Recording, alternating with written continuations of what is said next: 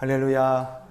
하나님께서 오늘도 여러분과 함께 하시고 저 바깥에 내리는 봄비처럼 성령의 은혜가 여러분의 삶과 인생 가운데 함께 수국하게 내리시는 복된 날이 되시길 주의 이름으로 축원을 드립니다. 우리가 지난 시간에 과도하게 아껴도 가난하게 되는 삶이 무엇인지 우리가 지난 시간에 살펴봤습니다.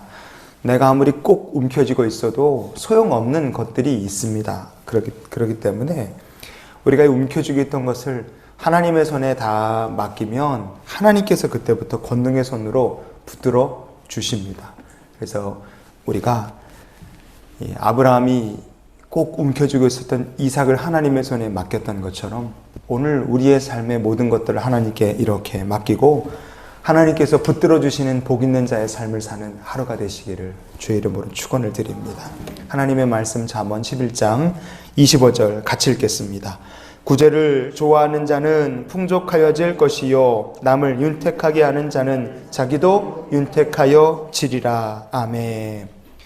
구제라고 번역된 히브리어 베라카흐라는 말은 축복을 빈다, 축복의 말이다, 축복하며 주는 선물이다, 그런 뜻을 가지고 있습니다.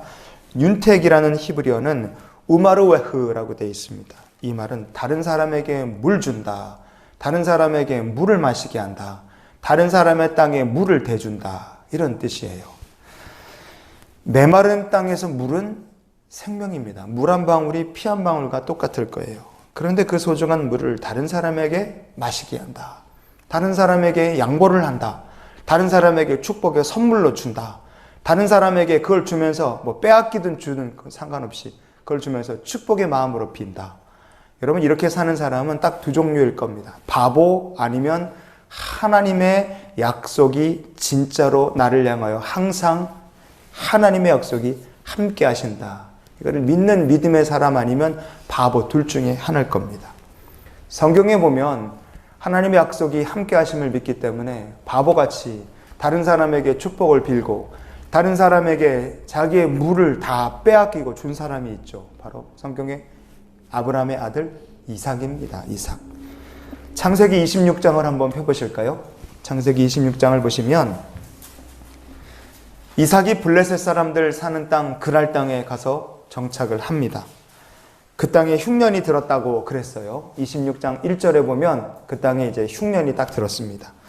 그런데 흉년이 든 그 땅에 하나님께서 거주를 해라, 이삭에게 이렇게 말씀을 하십니다. 창세기 26장 3절 같이 읽어보시겠습니다.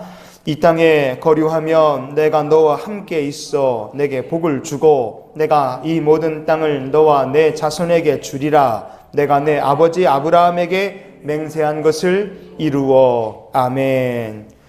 흉년이 든 그날 땅은 눈에 보이는 엄연한 현실이었습니다. 그런데 하나님의 약속을 의지해서 너가 이 땅에 살면 내가 너에게 복을 주겠노라. 하나님께서 그렇게 말씀하실 때 눈에 보이는 흉년이라는 현실과 하나님의 말씀, 이 두 가지 사이에서 순종하기가 결코 쉽지 않은 상황이었습니다. 그런데 이삭은 그랄 땅에 하나님 말씀 따라서 거주할 것을 결정하고 그는 그 땅에서 그냥 계속 삽니다. 그랬더니 어떤 일을 겪습니까? 창세기 26장 말씀을 쭉 우리가 보면 이삭이 그랄 땅에서 아내 리브가의 그 아름다운 미모 때문에 블레셋 사람들에게 고난을 당합니다. 흉년이 든 그랄 땅에서 하나님께서 농사진 이삭에게 100배의 수확, 복을 주셨어요. 그런데 금방 블레셋 사람들의 시기를 받아서 그 땅에서 쫓겨나게 됩니다. 그랄 땅에서 판 우물도 빼앗기고 그랄의 골짜기로 쫓겨가서 거기 살았는데 그랄 평지가 아니라 그랄의 골짜기로 쫓겨간 그곳에서 거기서 판 우물들도 블레셋 사람들에게 또 뺏겨요. 나중에는 저 남쪽에 부엘세바까지 완전히 쫓겨나서 변방으로 완전히 외진 곳으로 이삭은 쫓겨나다시피 그렇게 밀려나갑니다. 그런데 상황이 어떻게 역전이 돼갑니까? 블레셋 왕 아비멜렉이 자기의 군대 장관을 데리고 와서 부엘세바에 있는 이삭을 찾아옵니다. 그리고 와서 이런 말을 하고 가요. 창세기 26장 28절을 같이 보시겠습니다. 28절 읽어봅니다. 그들이 이르되 여호와께서 너와 함께 계심을 우리가 분명히 보았으므로 우리의 사이 곧 우리와 너 사이에 맹세하여 너와 계약을 맺으리라 말하였노라. 아멘. 하나님께서 너와 함께 하시는 거 우리가 분명히 봤다. 그래서 아비멜렉이 이삭과 서로 우리 싸우지 말자, 불가침, 서로 침략하지 말자, 이런 조약을 맺고 그냥 아비멜렉은 돌아가 버립니다. 이삭에게는 좋은 일이 하나도 없는 거예요.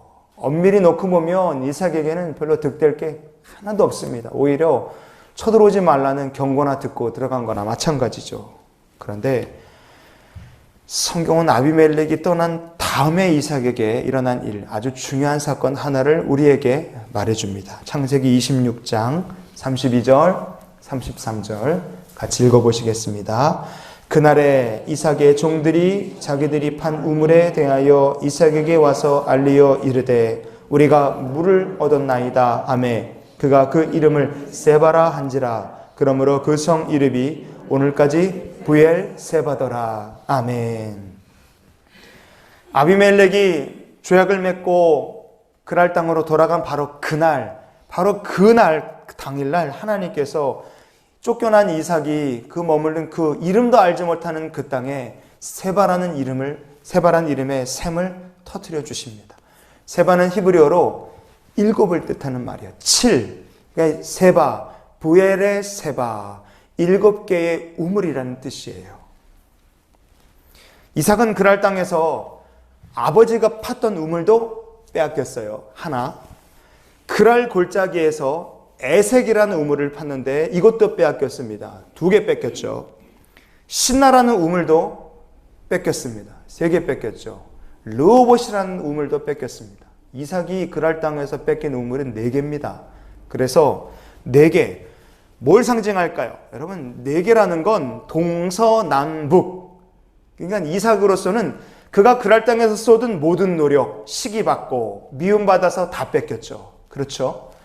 그가 노력하고 그리고 자기가 살았던 인생 위협받고 다 뺏기고 위협받고 완전히 빈털터리처럼 돼서 이 세상을 전부 다 그랄 땅에서 빼앗기고 브엘세바까지 쫓겨난 것처럼 보였을 거예요. 그렇지만 하나님께서 이삭에게 7개의 우물을 이름 모를 그 메마른 땅에서 7개의 샘을 터뜨려 주셨어요. 이게 무슨 뜻이겠습니까? 황량한 땅에서 브엘세바 밑은 사막입니다. 그러니 사람이 살 수 있는 이스라엘 땅의 경계가 단에서 브엘세바라는 게 그 밑으로는 사람이 살 수 없어요. 그러니까 사람이 그나마 어떻게 살아볼 만한 가장 살기 어려운 곳까지 쫓겨난 그곳에 와서 아비멜렉이라는 사람이 거기까지 쫓겨난 사람에게 와서 쳐들어오지 말아라. 그리고 언약 맺고 가버린 거예요. 그런데 난데없이 그 땅에 7개의 샘이 터진 겁니다. 하나님께서 무엇을 말씀해 주셨을까요? 이삭아, 너 아비멜렉이 너에게 와서 맺은 그 언약이 아니라 너는 이 메마른 곳에서 이 7개의 샘 터진 거 받지 않느냐? 너는 영원한 하나님의 언약을 기억하며 살아라. 아비멜렉이 언약을 맺고 떠난 그날 하나님께서 아비멜렉과 맺은 언약이 아니라 하나님께서 너와 맺은 영원한 언약, 너의 아버지 아브라함께 맺은 영원한 언약을 너가 기억하며 살아라. 그렇게 하나님께서 7개의 샘을 이삭에게 터뜨려 주신 줄 믿습니다. 여러분, 오늘 이 말씀, 구제를 좋아하는 자는 풍족하여질 것이요 남을 윤택하게 하는 자는 자기도 윤택하여 지리라. 여기 잠언의 말씀처럼 축복의 언약을 주시는 하나님을 믿고 붙드는 성도가 되시기를 바랍니다. 그럼 우리를 통해서 하나님께서 세상에 복을 주실 겁니다. 하나님께서 누구신지 세상에 우리의 삶을 통해서 하나님 어떤 분이신지를 세상에 친히 증거하고 보여주실 줄 믿습니다. 오늘 이 말씀 우리가 이렇게 정리하며 이런 기도 제목을 가지고 하루를 살았으면 좋겠어요.